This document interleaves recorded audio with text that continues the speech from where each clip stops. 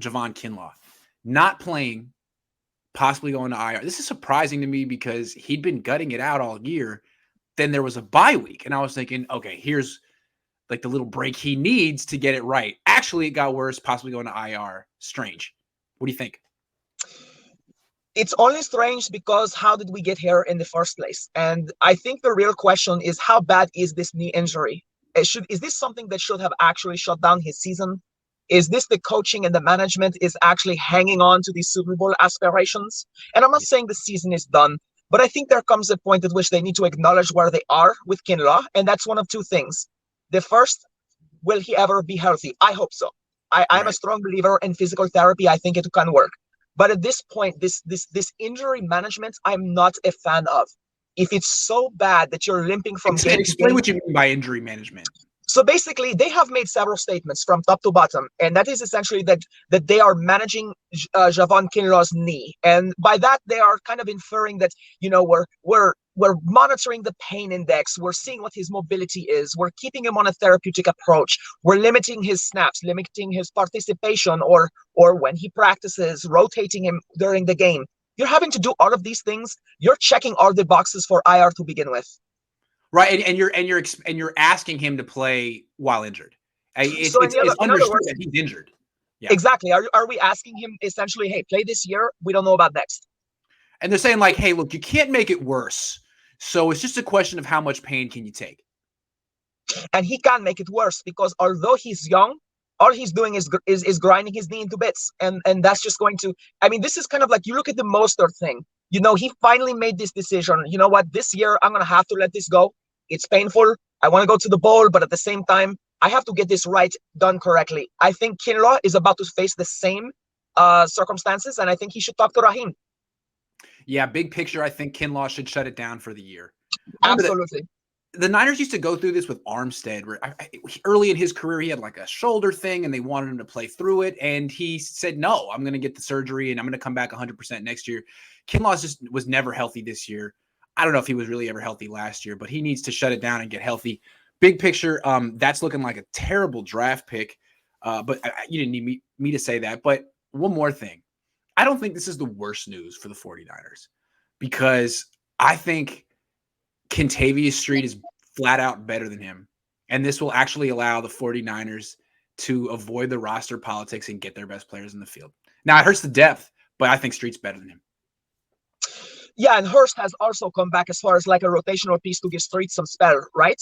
Or what's going on there? I saw him on the active injury report. Hurst got hurt this week. Hurst got hurt this week. Calf injury, 4 to 8 weeks. Subtopic. I didn't make it a full topic because it's just Maurice Hurst, but yeah, he's out too. Not good. Yeah, see, I only read the report which said they were looking at his calf. So apparently that's been updated. Wow. 4 to 8 weeks. 4 to 8 weeks. Okay, so the heck with that. Okay. It's funny, last year was all about high ankle sprains. This year is the year of the calf strain. I'm not understanding that. I'm really not.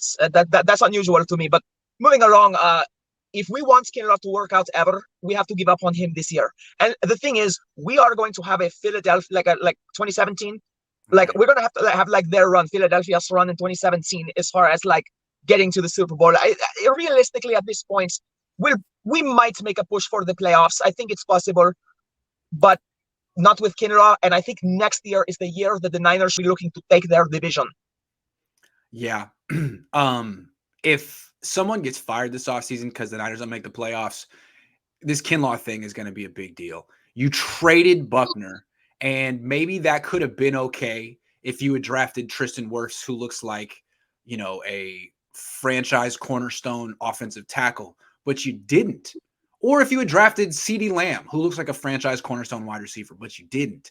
You drafted a medical bust. Like, we don't even know if Kinlaw is good or not because his knee won't let us find out. And the knee was an issue before you drafted him. That's really a big mistake. I think Kinlaw is good. I think he has great potential. He's a beast. He has some work ethic, but he's not. I don't know who's driving him. I don't know, personal pressure or something like that. What's driving him to not seek out a medical opinion that will shut him down? I think he needs to put his foot down. I agree with what you said. The thing that hurts as a 49ers fan, as even someone who's just objectively looking at the NFL, is that Javon Kinlaw replaced what should have been a franchise piece. Buckner is to that team as Warner is to this team. And Right. so it's kind of like getting rid of Warner for, as you said, another medical bust. And as a 49ers Right. fan, I know I can say I'm getting tired of seeing this. It's like the It's all like redshirt replacing squad. Fred Warner with Reuben Foster. Right. Yeah. So that's the thing is the 49ers, we would be okay if they got like a good, not a great first rounder, but a guy who was always on the field and was solid. But Kinlaw is neither of those things. And so that's what makes this hurt all the more. You could argue, I got some more stuff to say. I don't want to pile on, but you could argue that it's just as bad of a pick as Thomas or Solomon Thomas or worse, given who this guy was supposed to replace. I mean, geez. At this point, it's actually a whole lot worse because Solomon Thomas was not their replacement for Buckner. Right. Javon Kinlaw was the heir apparent from the moment he stepped in. And that's not necessarily fair to Javon. He just came here to play. Buckner's number. He's a gamecock, you know. He's a solid player. He knows what he's doing. They have a good program, but at the same time, the trade value here is obviously a bust. Anyone can see that. Just we traded off with Buckner for Kinlaw, and we don't even have him on the field, and we have to shut him down. Kinlaw, Jalen Hurd. Oof. This draft, I mean, the fact it's you don't hit on everything, right? Sometimes you get players who are just kind of mediocre instead of great. But the fact that the sheer number of non-football players the Niners have drafted, medical busts that they've taken in rounds 1 through 3. I don't know who's responsible. I kind of think it's Parag, but Jalen Hurd in round 3, Javon Kinlaw round 1. It's way too much.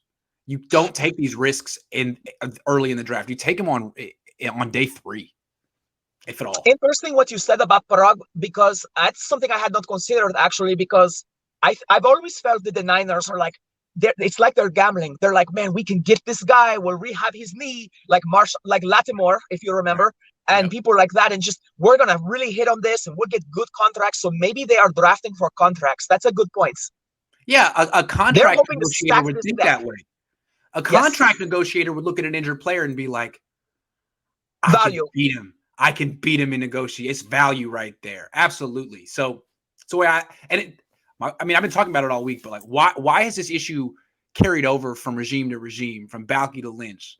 There's a common denominator, Parag, who's extremely powerful. I really think that Jed York is really trying hard to empower the people he hires. I really feel he turns the ship over to its captain, essentially. I feel like he does that. So Parag is perhaps, as you say, the common denominator. He's the vice president of the team. I mean, technically, that's more powerful than a general manager.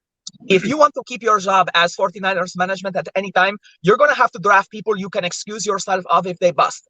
And the only way you can do that is to draft people that looked good to the scouts and are healthy. That's it. Because then it's the player's fault. It's like a Troy Leaf situation.